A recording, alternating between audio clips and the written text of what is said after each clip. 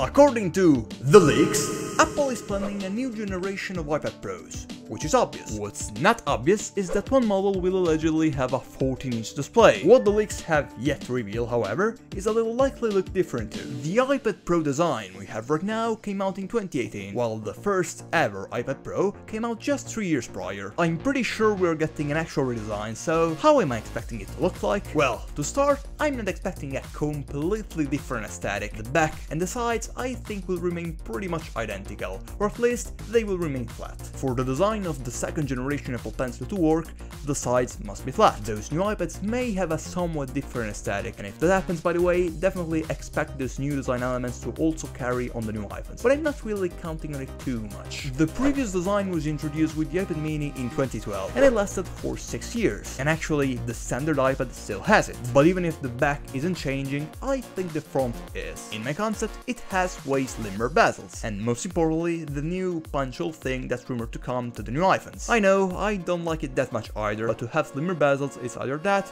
or the notch. A change like this to the display brings at least a couple of problems, but they can be solved. The first is that the user doesn't have any margin to hold the device. The display will be constantly touched. To solve this issue, the software should ignore accidental touches, but it's Apple, so I'm not too worried about that. The other problem, however, is where do you place the camera? Should it be on the long side or the short side? Well, the iPad originally was meant to be used in the same way no matter the orientation. With the push towards productivity, it's obvious that the landscape mode became the preferred one, and since in that orientation on the top you mainly just have the time and the battery, while in portrait mode it wouldn't really obstruct anything besides the scroll bar, but that can be easily tweaked, yeah, it makes sense to place it there. The Apple logo should remain exactly as it is though. I've seen people suggesting it should be rotated 90 degrees.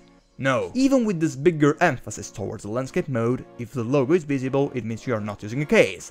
And if that's true, and somebody can't see the logo, you're probably holding it in portrait mode. Leave it to the Magic Keyboard to display the logo in the right way for that use case. I also redesigned the camera and added a second USB-C, which, like the other one, should be placed so that when used with the keyboard, they are at the bottom of their respective side. This iPad is almost surely getting the M2. Is there something else?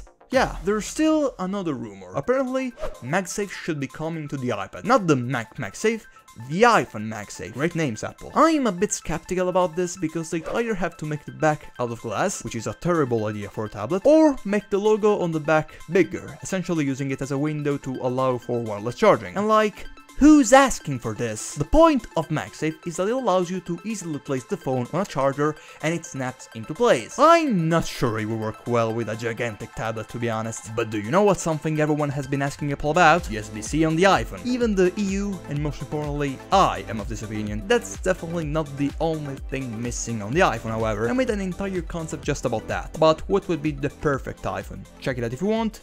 Ciao!